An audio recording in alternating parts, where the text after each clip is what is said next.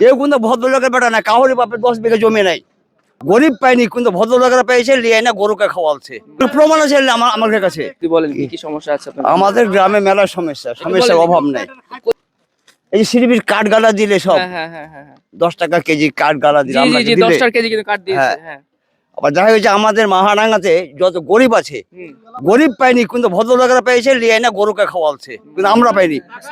কি এলে আমাকে প্রমাণ আছে আমাদের কাছে। তারা বললে যে কাকে চাও, আরে যাকে চাইছি সে এসে তাকে আমরা ওই কমিশনার করে হ্যাঁ ওই চেয়ারম্যান করে মেম্বার করে সবকিছু করছি, বলে খাইটা খুঁটে। আবার যদি আমার একটা যদি বহু যদি বাচ্চা হয়েছে, বাচ্চা হবে 6 মাসে প্যাট হয়ে গেছে, মেম্বারকে চেয়ারম্যানকে বলতে যায় কইছে যে কোটা নাই।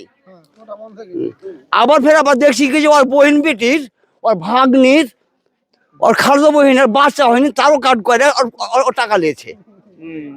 চরম দুর্নীতি। হ্যাঁ দুর্নীতি চরম। আমি কেমন করে বলবো তোমাকে বাবা আমি তাকে দেখতে চাই, উত্তর দাও আমাকে। কেমন করে বলবো যে আমি তাকে দেখতে চাই, ডানপালা দেখতে চাই, কি শীষ দেখতে চাই, কি আমি নাগন দেখতে চাই, কি নৌকা দেখতে, আমি কাকে বলবো আমি? কৃষি কার্ডও থাকে বা সারটার যে সারের যে কার্ডগুলো হয় এগুলো কেমন কি? আমাদের মহারাঙ্গাতে বিএস আছে, মহারাঙ্গার বিএস আছে।